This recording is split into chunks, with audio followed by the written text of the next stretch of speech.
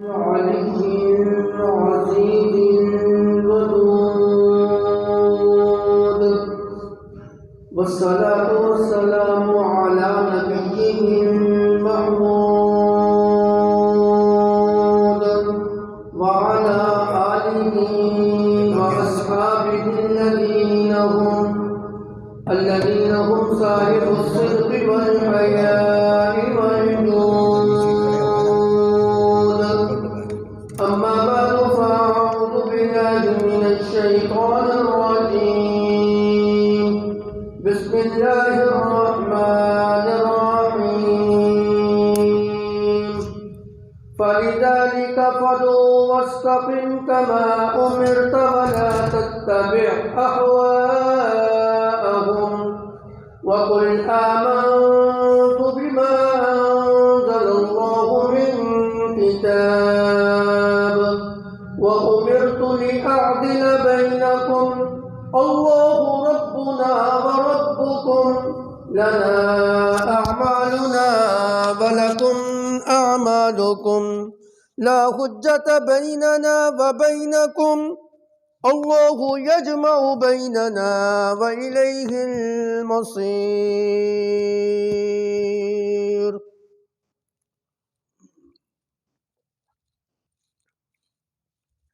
سبحان ربك رب العزة عما يصفون وسلام على المرسلين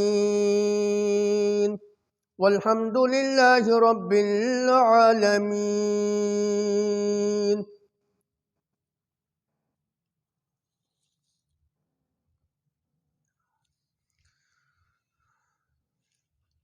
انسان اپنی فطرت کے اعتبار سے اللہ رب العزت نے اس کو ایسا پیدا کیا ہے کہ یہ اپنے حق کے اندر کامیابی چاہتا ہے اور ہر دم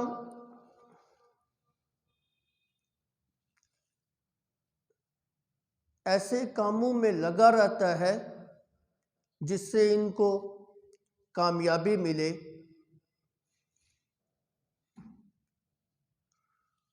اور ناکامی کو اپنے حق میں ناپسند کرتا ہے اور ایسے افعال اور ایسے کاموں سے ہمیشہ دور رہتا ہے اور بچتا رہتا ہے جس سے اس کو ناکامیوں کا سامنا کرنا پڑے۔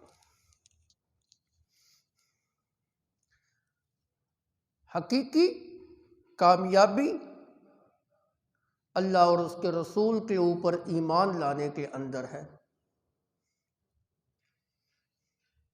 ایمان باللہ کے متعلق پچھلے جمعے پہ میں نے کچھ باتیں عرض کی تھیں۔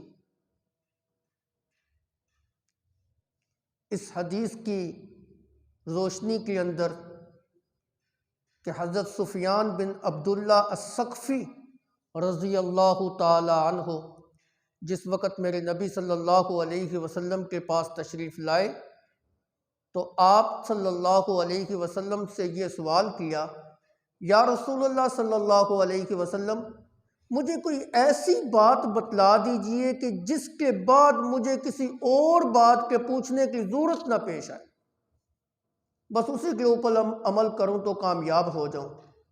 میرے نبی صلی اللہ علیہ وسلم نے فرمایا، قل آمنت باللہ ثم استقم، تم یوں کہو کہ میں اللہ کے اوپر ایمان لایا، پھر اس کے اوپر ڈٹ جا، استقامت کا اظہار کر۔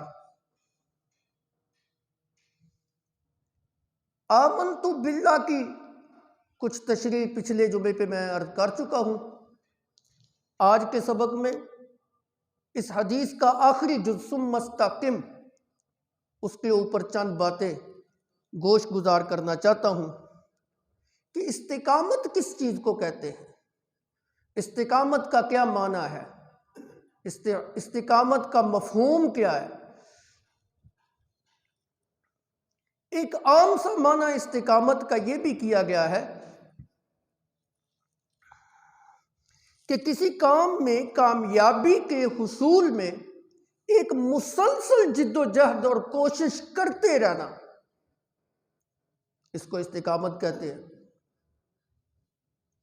یوں سمجھ لیں کہ ایک انسان اتنی دیر تک اس کام کے اندر لگا رہتا ہے جب تک اس کو کامیابی حاصل نہیں ہو جاتی، بس اسی کا نام استقامت ہے۔ مسلسل جد و جہد اور کوشش کا نام استقامت ہے۔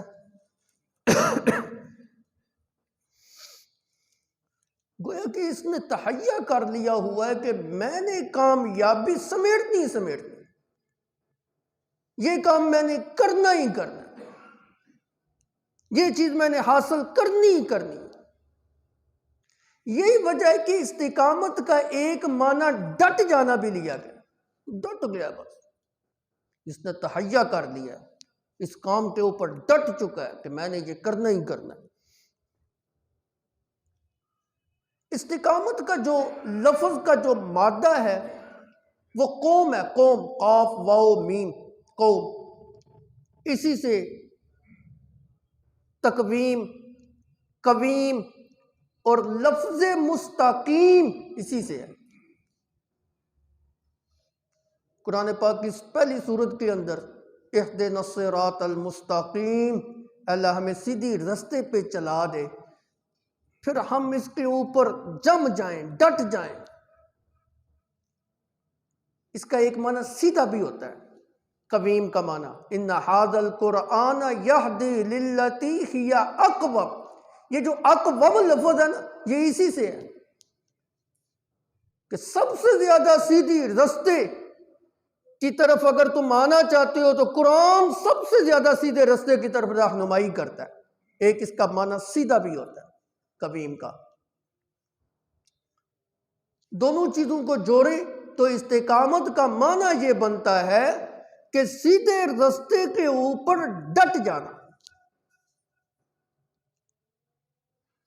سب سے پہلے انسان کو چاہیے کہ وہ اپنے لیے سیدھے رستے کا تعین کرے۔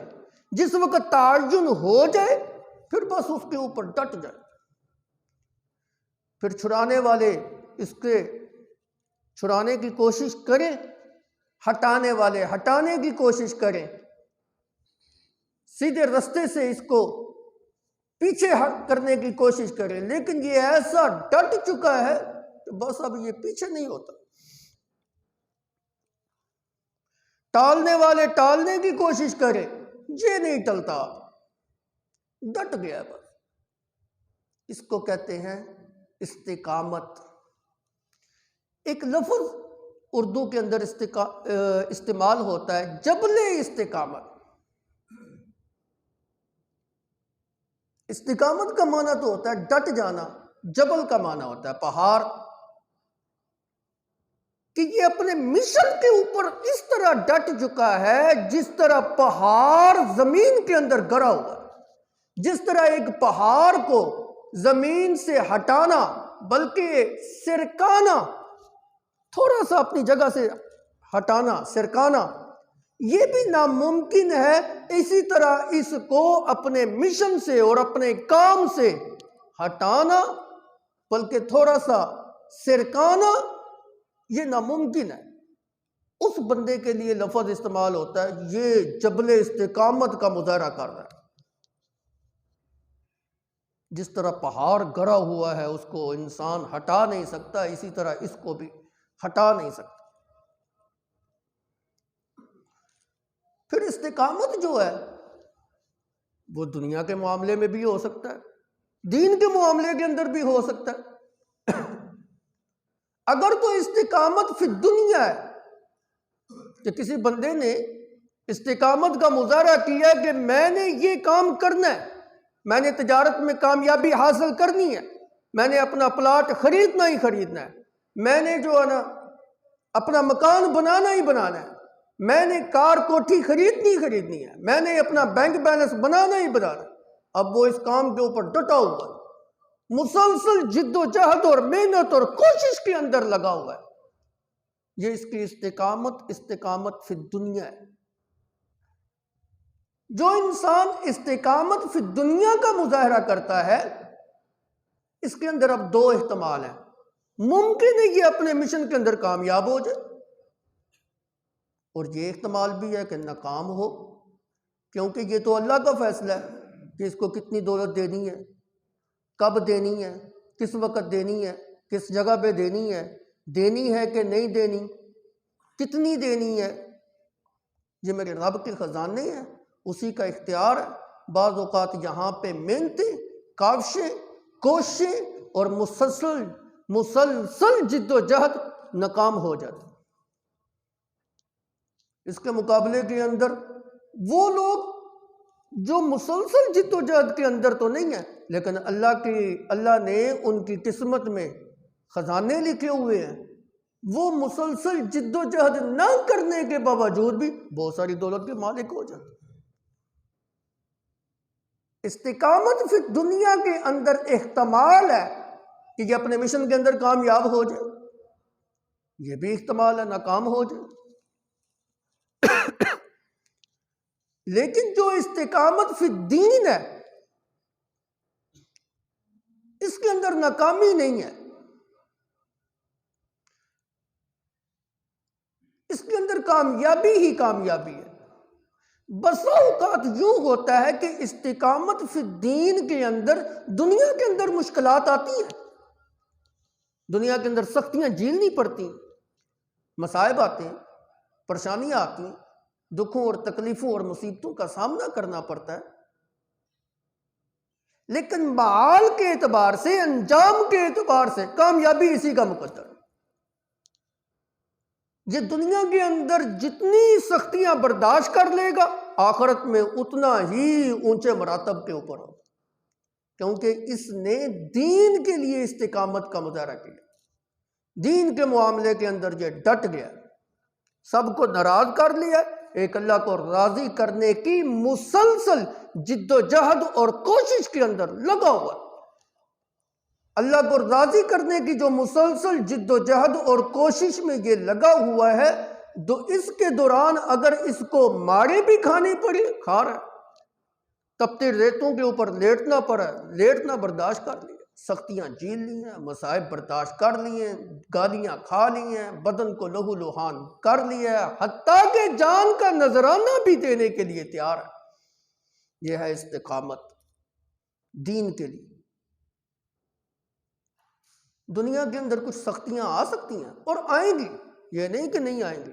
مومن بندہ ہو اور سختی نہ آئے، مومن بندہ ہو دنیا کے اندر اس کو تکلیف نہ برداشت کرنی پڑے، مومن بندہ ہو دکھ اور تکلیف اور مصائب کا سامنا نہ ہو، یہ کیسے ہو سکتا ہے؟ یہ دنیا کی مثال تو بٹی ہے، آگ کی بٹی ہے، آگ کی بٹی، جس کے اندر سونے کو ڈال کر اس کی میل کچیل کو اتارا جاتا ہے، اور جتنا اس کو تپایا جاتا ہے اتنا کھڑا ہو کے سونا نکلتا ہے۔ اسی طرح مومن کی مثال دنیا کے اندر اس بٹی جیسی ہے۔ اللہ نے دنیا کی بٹی کے اندر اس کو ڈال کر کھڑے سونے کو صاف ستھرے سونا کر کے صاف ستھرا مومن بنا کے پھر اس کو جنت کے اندر جو ہے نا وہ ڈال۔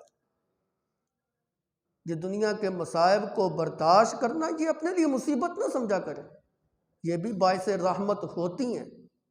اگرچہ دعا کرنی چاہیے اپنے رب سے کہ اللہ ہمیں مصائب کا سامنا نہ کرنا پڑے، اللہ ہم اس قابل نہیں ہیں کہ تیری بنائی ہوئی مصیبتوں سے، تیری لائے ہوئے ایسے حالات سے ہم دو چار ہو جائیں، اللہ ہمیں ان چیزوں سے محفوظ رکھ، اللہ ہمیں فتنوں سے محفوظ رکھ، اللہ ہمیں آزمائشوں سے محفوظ رکھ۔ یہ اس طرح کی دعا مومن کو کرنی چاہیے، کر سکتا ہے، لیکن کچھ نہ کچھ آزمائشوں کا سامنا ضرور کرنا پڑے گا۔ اللہ کا قرآن اسی کی طرف رہنمائی کر رہا ہے۔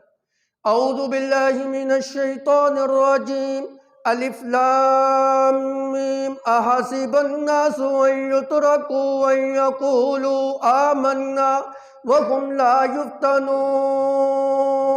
وَلَقَدْ فَتَنَّا الَّذِينَ مِنْ قَبْلِهِمْ فَلَيَعْلَمَنَّ اللَّهُ الَّذِينَ صَدَقُوا وَلَيَعْلَمَنَّ الْكَاذِبِينَ۔ سورہ عنکبوت کا آغاز ہے۔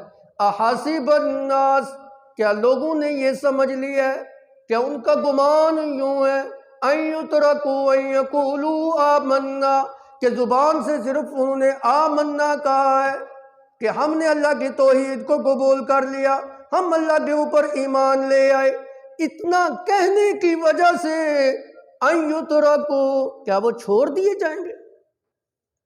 کیا ان کے اوپر آزمائش نہیں آئے گی؟ وہم لا یفتنون، کسی مصیبت کا سامنا نہیں کرنا پڑے گا، کوئی آزمائش نہیں، کوئی دکھ نہیں، کوئی تکلیف، نہ ایسا نہیں ہوگا۔ وَلَقَدْ فَتَنَّا الَّذِينَ مِن قَبْلِهِمْ فَلَيَعْلَمَنَّ اللَّهُ الَّذِينَ صَدَقُوا وَلَيَعْلَمَنَّ الْكَاذِبِينَ، تمہارے اوپر تو بھی آزمائشیں آئی نہیں ہیں۔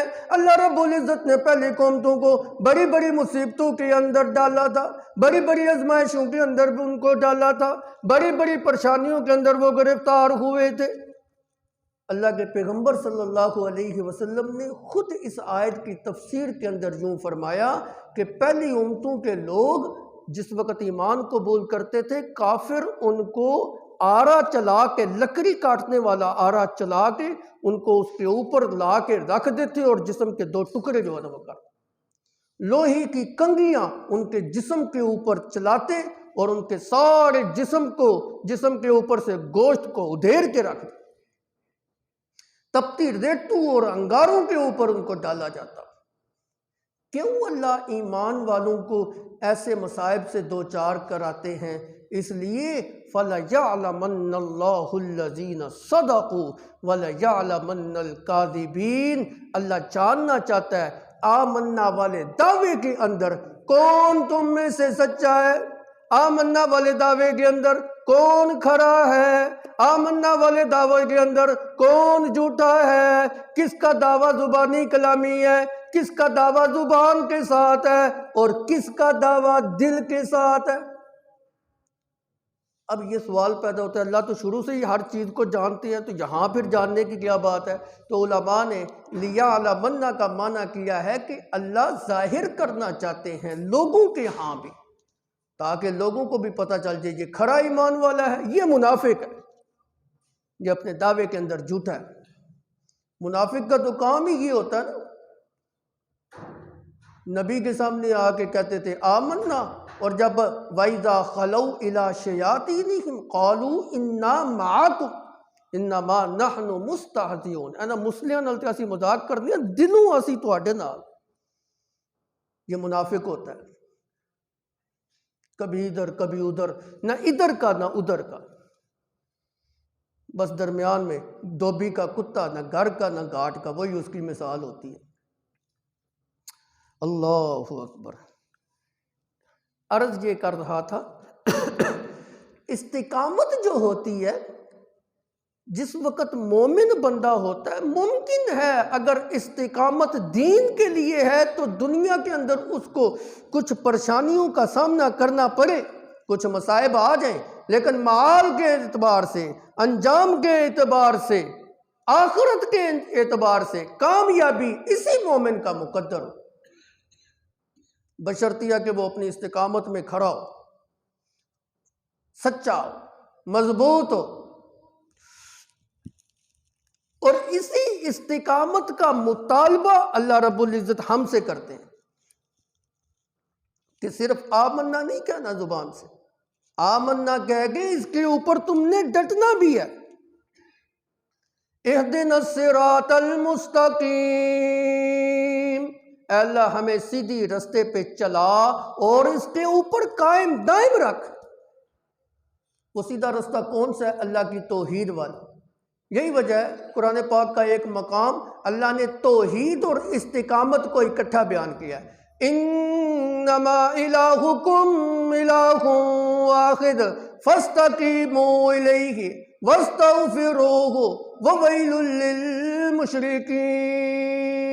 تمہارا معبود اکیلا اللہ ہے، الہکم الہ واحد، تمہارا مسجود اکیلا اللہ ہے، تمہارا داتا اللہ ہے، تمہارا مشکل کشا اور حاجت روا ایک اللہ ہے، تمہارا فریاد رست ایک اللہ ہے، تمہارا غوث اعظم ایک اللہ ہے، دستگیر ایک اللہ ہے، داتا ایک اللہ ہے، دینے والی ذات ایک اللہ کی ہے۔ فاستقیموا الیہ، فاستقیموا الیہ، اے ایمان والو اس کے اوپر استقامت مطلوب ہے تم سے، ڈٹ جاؤ اس عقیدہ توحید کے اوپر، ہٹانے والے تمہیں ہٹائیں، چھڑانے والے عقیدہ توحید تم سے چھڑائیں، لیکن نہیں، فاستقیموا الیہ، اس کے اوپر استقامت کا مظاہرہ کرنا ہے، ڈٹ جانا ہے، ثابت قدم ہونا ہے۔ پھر تیری وہ جو مسلسل جد و جہد تھی اللہ کو راضی کرنے والی، پھر وہ کارآمد ہے، پھر تیری کامیابی ہے۔ جس وقت تو اللہ کی توحید کے اوپر ڈٹ جائے، فاستقیموا الیہ۔ ہاں یہ ہو سکتا ہے کہ زندگی کے اندر مومن بندہ جو ہے انسان ہے، خطاؤں کا پتلا ہے، اس کے غلطیاں ہونی ہیں، کمیاں کوتاہیاں ہونی ہیں، قصور ہونے ہیں، گناہ سرزد ہونے ہیں۔ اگلا جملہ بڑا قابل غور، وَاسْتَغْفِرُوهُ، غلطی ہو جائے، گناہ ہو جائے، نادم ہو، شرمندہ ہو، استغفار کر، توبہ کر، اللہ سے معافی مانگ، وہ تیری توبہ کو قبول کرنے والا۔ گناہوں کے اوپر ڈٹ جانا یہ شیطان کا کام ہے۔ یہ بھی استقامت ہے۔ ایک استقامت یہ ہوتی ہے کہ میں دین کے اوپر ڈٹ جاؤں، ایک استقامت یہ ہوتی ہے کہ میں برائی کے اوپر ڈٹ جاؤں۔ اللہ محفوظ رکھے ہم سب کو اس سے۔ شیطان بری کام کے اوپر اس نے استقامت کا اظہار کیا ہے، مومن اس کی استقامت دین کے اندر ہونی چاہیے، اس کی استقامت توحید کے اوپر ہونی چاہیے۔ مشرک اس کی استقامت شرک کے اوپر ہے، اور مومن کی استقامت توحید کے اوپر ہونی چاہیے۔ اگر توحید کے اوپر تیری استقامت ہے، کامیابی تیرا مقدر ہے، اور اگر شرک کے اوپر استقامت ہے، اللہ کہتے ہیں ویل للمشرکین، شرک کرنے والوں کے لیے ہلاکت ہی ان کا مقدر ہو سکتی ہے، کامیابی ان کو نہیں مل سکتی۔ یہ اکٹھی آیت ہے، انما الہکم الہ واحد فاستقیموا الیہ واستغفروہ وویل للمشرکین۔ اللہ کی توحید کے اوپر جم جانا، قائم ہو جانا، ڈٹ جانا، صبر کا مظاہرہ کرنا، استقامت کا مظاہرہ کرنا، یہ مومن بندے کا شیوا ہوتا ہے۔ ہاں اس سے گناہ بھی سرزد ہوں گے، کمیاں بھی ہوں گی، کوتاہیاں بھی ہوں گی، قصور بھی ہوں گے، لیکن وَاسْتَغْفِرُوا، اپنے رب سے معافیاں مانگتے رہو، میں اللہ تمہاری کمیوں کوتاہیوں کو معاف کر دوں گا۔ لیکن توحید کے اندر استقامت ہونی چاہیے۔ فَاسْتَقِیمُوا کا تعلق توحید والے جملے کے ساتھ ہے۔ عمل کے اندر کمی کوتاہی ہو معافی مل جائے گی، لیکن اگر توحید کے اندر کمی کوتاہی ہو اور اس کے اندر استقامت میں ذرا سے بھی تھوڑی سی کمی واقع ہو گئی، اس کے اندر معافی نہیں ہے۔ وَوَيْلٌ لِّلْمُشْرِكِينَ، مشرکین کی استقامت چونکہ توحید کے اوپر نہیں تھی، اللہ کہتے ہیں ان کا حال دیکھ لو، وَيْلٌ، جہنم کی وادی ان کے لیے تیار کھڑی ہے، ادھر مریں گے ادھر جہنم کے اندر جو نہ وہ جائیں گے۔ ایمان والوں سے تو مطلوب ہی یہ ہے۔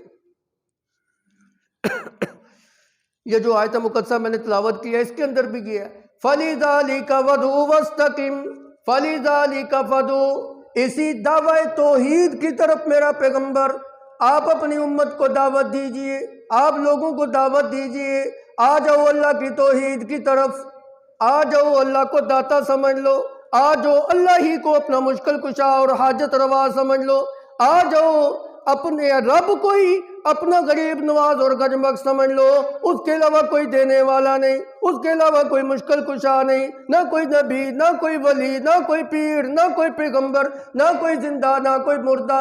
اس دعوے کی طرف آپ لوگوں کو دعوت دیجئے، فَلِذَلِكَ فَدْعُ، اور صرف دعوت نہیں دینی، وَاسْتَقِمْ كَمَا أُمِرْتَ، جس بات کا حکم آپ کو دیا گیا ہے میرا پیغمبر اس کے اوپر خود بھی استقامت کا مظاہرہ کیجئے، وَاسْتَقِمْ، اس کے اوپر ڈٹ جائیے، وَاسْتَقِمْ، اس کے اوپر جم جائیے، وَاسْتَقِمْ، اس کے اوپر ثابت قدم رہیے، وَاسْتَقِمْ، استقامت کا مظاہرہ ہونا چاہیے۔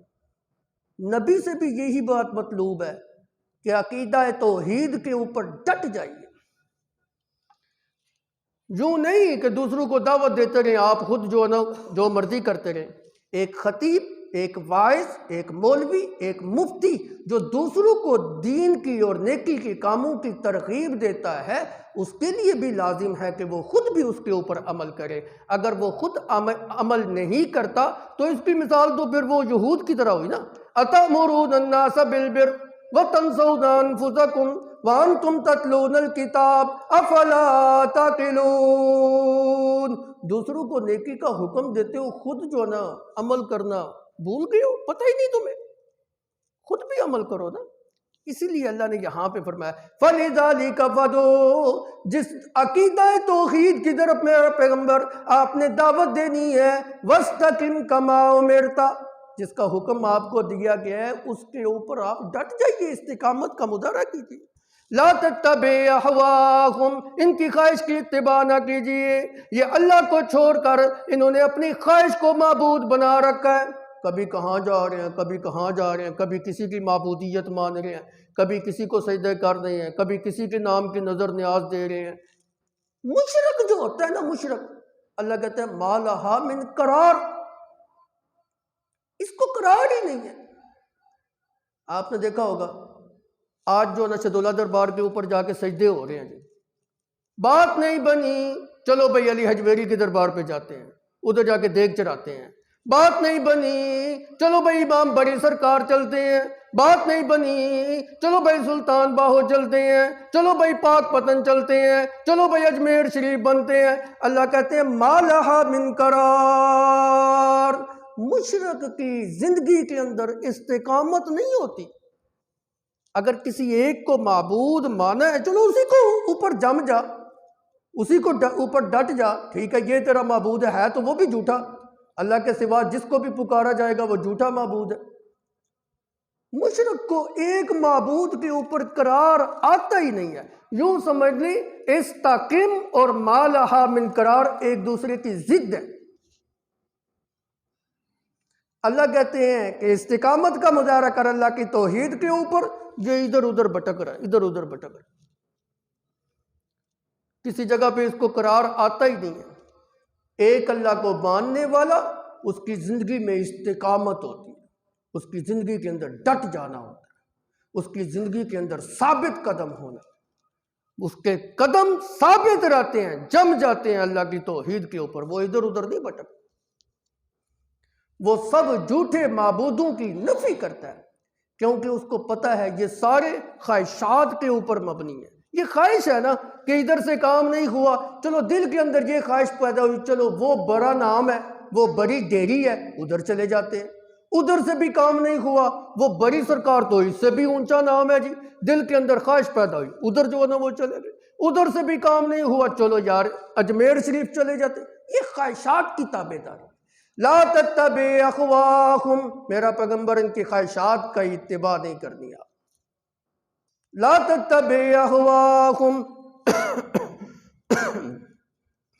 وَقُلْ آمَنْتُ بِمَا أَنزَلَ اللَّهُ مِنْ کتاب، آپ فرما دیجئے آمَنْتُ بِمَا أَنزَلَ اللَّهُ مِنْ کتاب، میں تو اس کے اوپر ایمان لے کے آیا ہوں جو اللہ نے کتابیں اتاری ہیں، ساری کتابوں کے اوپر میں ایمان لے کے آیا ہوں۔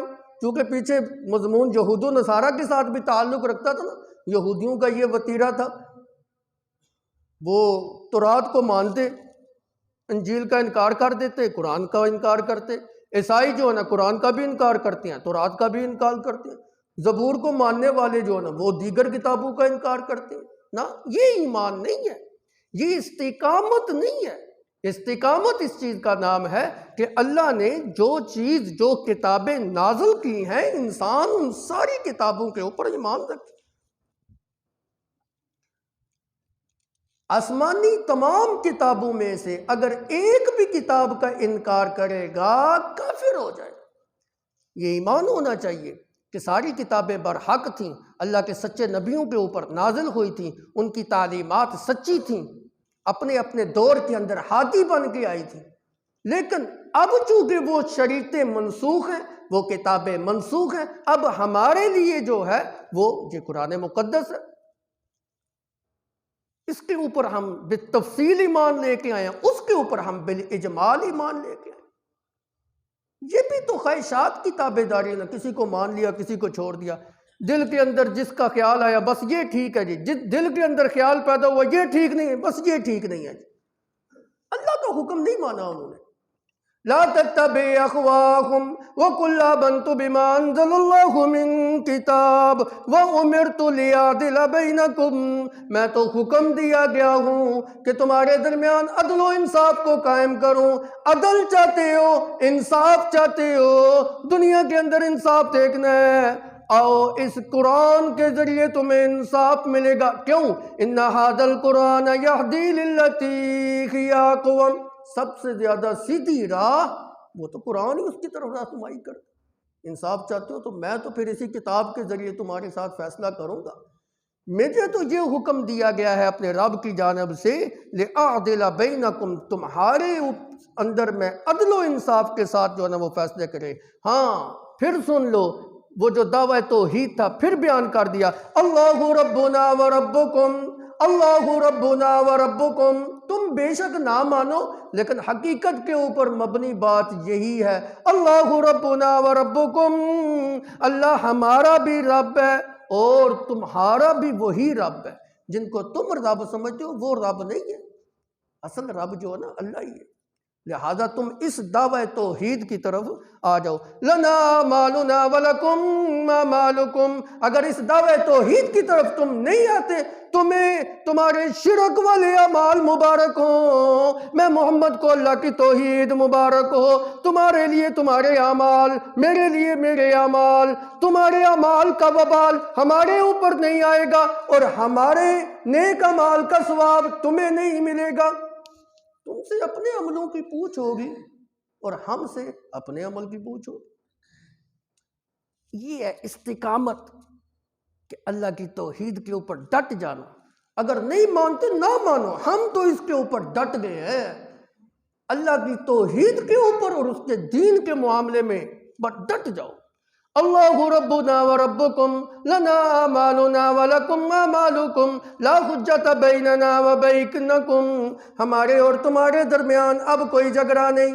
تم نہیں مانتے نہ مانو، لگے رہو۔ ابھی تو ہم تم کو کچھ نہیں کہتے چونکہ ابھی تک جہاد کا حکم نہیں نہ آیا تھا، یہ صورت مکی ہے۔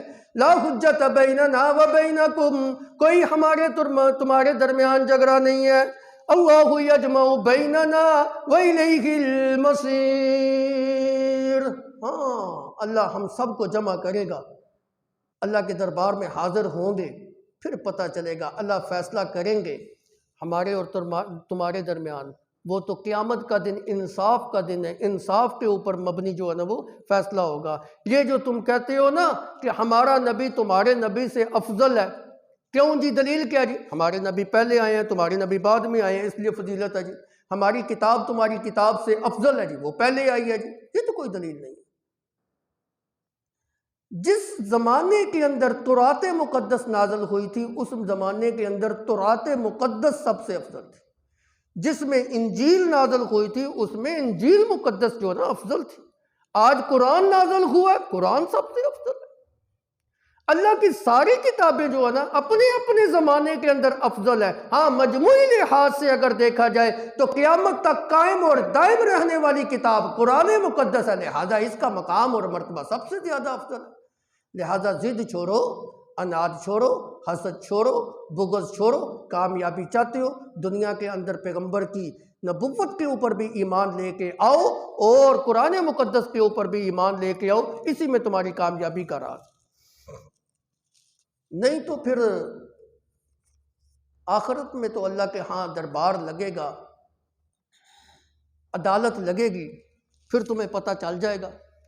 عرض یہ کر رہا تھا کہ استقامت جو ہوتی ہے توحید کے اوپر، شریعت نے ہم سے اس کا مطالبہ کیا ہے۔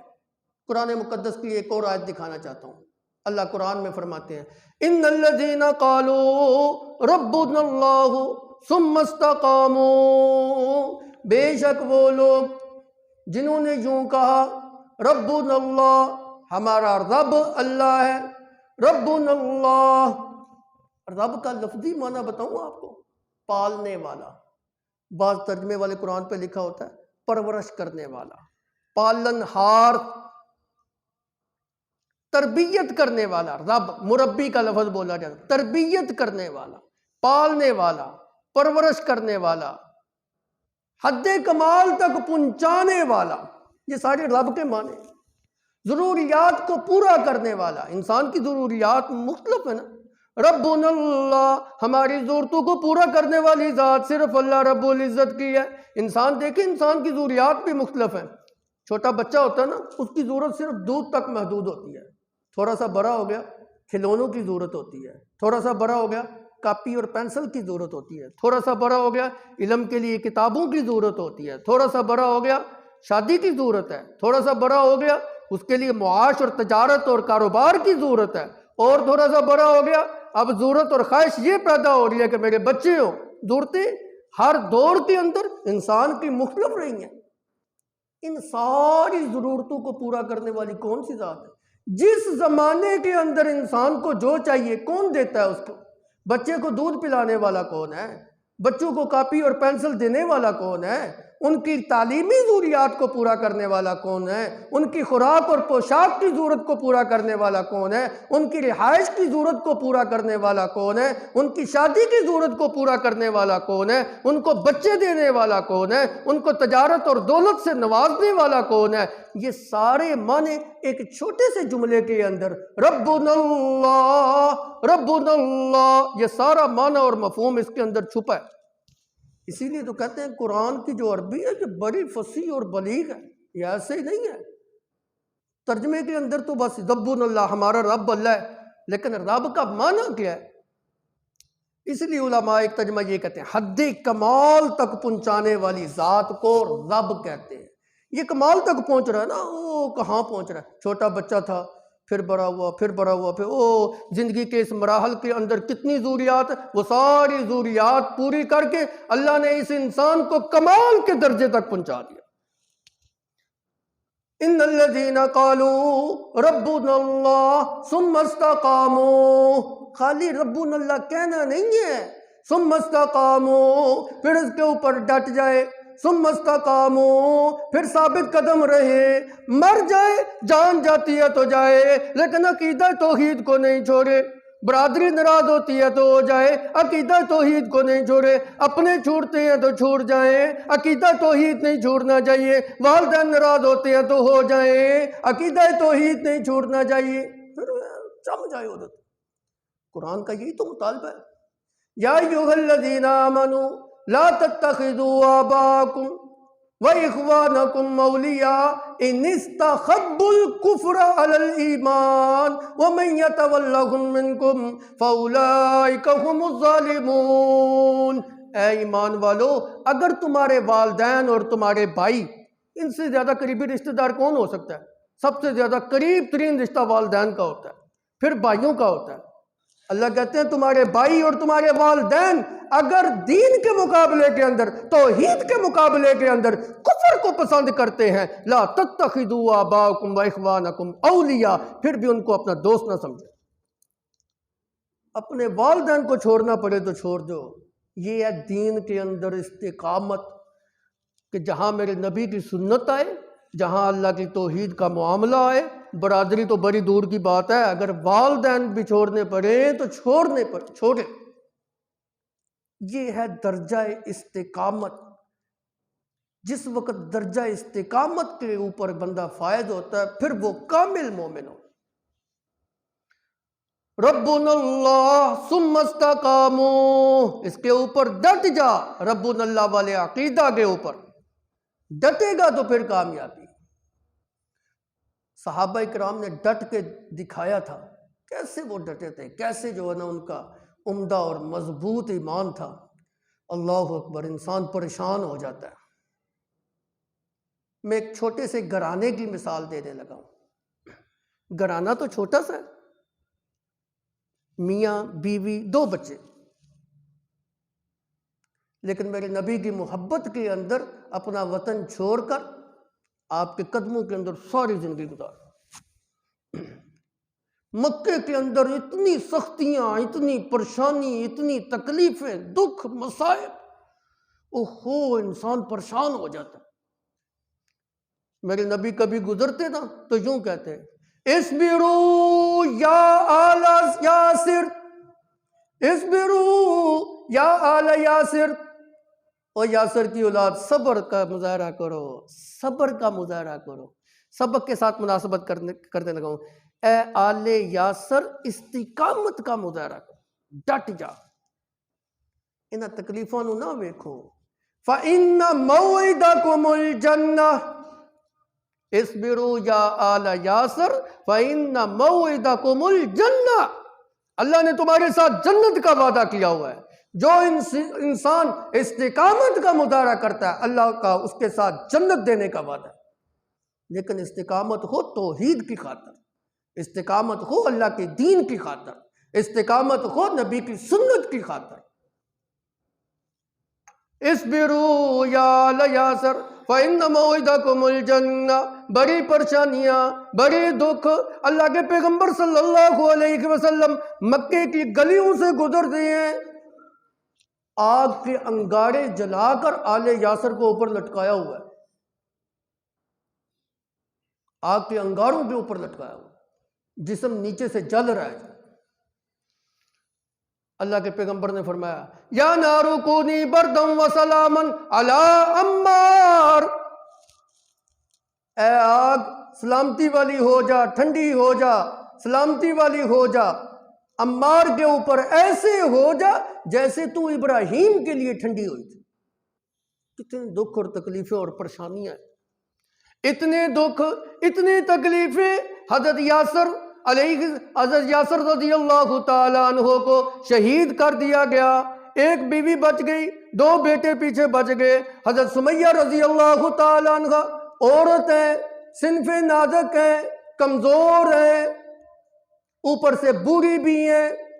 بڑی عمر کی عورت تھی، کوئی چھوٹی تو نہیں، جوان تو نہیں تھی. جوان آدمی ہو، عورت ہو پھر بھی قابل برداشت ہوتا ہے، بوڑھی عورت ہو، وہ بھی عورت کمزور صنف نازک، کتنا کو برداشت کر سکتی ہے. لیکن ایمان کے اندر استقامت کا آپ مظاہرہ تو دیکھیں. ابو جہل جو ہے نا ہر روز تکلیفیں پہنچاتا ہے، مارتا ہے، پیٹتا ہے. ایک دفعہ حضرت سمیہ رضی اللہ تعالی عنہا نے یوں کہا، استقامت کا مظاہرہ دیکھیے، کہ میں تیری منحوس شکل کو بھی دیکھنا گوارا نہیں کرتی، اس کے مقابلے کے اندر موت کو مجھے گلے لگانا جو ہے نا منظور ہے. تیری منحوس شکل کو بھی دیکھنا گوارا نہیں کرتی، اور اگر تو نے مار بھی دیا تو محمد عربی صلی اللہ علیہ وسلم کی زبان مبارک سے جنت کی بشارت جو ہے نا سنی ہوئی. اب یہ جملہ اس سے، ابو جہل بھی مکے کا سردار تھا، سرداروں کے اندر ایک اپنا تکبر اور آکر ہوتی ہے، برداشت نہیں کر سکا. اوہو، غصے سے پاگل ہو جاتا ہے. ابھی تیرا علاج کرتا ہوں. حضرت سمیہ رضی اللہ تعالی عنہا کا ایک پاؤں رسی سے باندھ کر اونٹ کے گلے کے اندر رسی ڈال دی، دوسرا پاؤں باندھ کر دوسرے اونٹ کے گلے کے اندر رسی ڈال دی، اور دونوں اونٹوں کو مخالف سمت میں کھڑا کر کے پھر کفر کی دعوت دے رہا ہے، محمد عربی کے دین کو چھوڑ دے. حضرت سمیہ کہتی ہیں جب جنت کو اپنی آنکھوں سے دیکھ لیا ہے اور محمد کی زبان سے سن لیا ہے، اب کہتے ہو چھوڑ دے. یہ ہے استقامت، یہ ہے استقامت. اس نے دونوں اونٹوں کو مخالف سمت کے اندر دوڑا دیا. حضرت سمیہ رضی اللہ تعالی عنہا دیکھتے ہی دیکھتے جسم کے 2 ٹکڑے ہو گئے. حضرت عمار رضی اللہ تعالی عنہ نبی صلی اللہ علیہ وسلم کے پاس روتے ہوئے، چیختے ہوئے، چلاتے ہوئے آئے، یا رسول اللہ یہ ظلم کی انتہا ہو گئی، آج تو ظلم کی انتہا ہو گئی. میری نبی کی زبان سے وہی جملہ ہے، اصبروا یا آل یاسر. کیا ہے یہ دین کے اندر استقامت ہے. پھر یہی ابو جہل جس وقت بدر کے میدان کے اندر مارا گیا، نبی صلی اللہ علیہ وسلم نے فرمایا یاسر، عمار، آج تیری ماں کے قاتل کو اللہ نے قتل کر دیا. دین تو ان کی محنتوں سے اور ان کی استقامت کی وجہ سے ہم تک پہنچا ہے.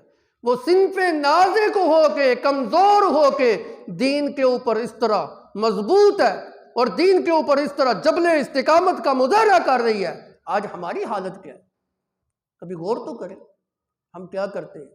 ہماری خوشیاں، ہماری غمیاں، ان کے اندر کیے جانے والے افعال بالکل ایسے ہیں، شریعت کے مخالف ہیں، اے پہ اج دین، تھوڑی سی سختی آ جائے نا بس ہمارے اوپر، دین تو یہ پڑا ہوا جی، ہم تو ادھر جا رہے ہیں۔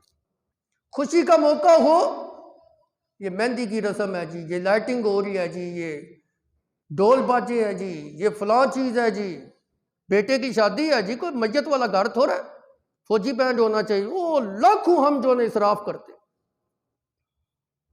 یہ نبی کی سنت کی پامالی نہیں تو اور کیا ہے؟ یہ استقامت نہیں ہے۔ استقامت اس چیز کا نام ہے کہ جس وقت میں نے زبان سے یہ کہہ دیا محمد الرسول اللہ، تو پھر اس کا مطلب یہ ہے کہ آج کے بعد میری زندگی نبی کی سنت کے عین مطابق چلے۔ یہ کیا بات ہوئی؟ خوشی کے اندر میرے ایام اور طرح کے گزرے، غمی کے اندر اور طرح کے گزرے، اور پھر اوپر سے ایمان کا دعویٰ بھی ہو، اس کو استقامت نہیں کہتے۔ استقامت اس چیز کا نام ہے میرا باپ، میری اولاد، میری املاک، میرا سب کچھ اگر نبی کے دین کے مقابلے کے اندر آ جائے، سب کو چھوڑ کر میں نبی کی سنت کو ترجیح دوں، میں اللہ کی توحید کو ترجیح دوں۔ اگر میں نے اپنی آل اولاد، املاک کو، ازواج کو، کاروبار کو، تجارت کو اور مکانات کو اور دنیا کی دولتوں کو اللہ اور اس کے رسول کے مقابلے میں ترجیح نہیں دی، تو فَتَرَبَّصُوا حَتَّى يَأْتِيَ اللَّهُ بِأَمْرِهِ، پھر انتظار میں بیٹھ جاؤ، اللہ کا عذاب کا حکم جو ہے نا تمہارے اوپر آنے والا۔ اللہ عمل کی توفیق عطا فرمائے اور استقامت فی الدین عطا فرمائے۔ وآخر دعوانا الحمدللہ۔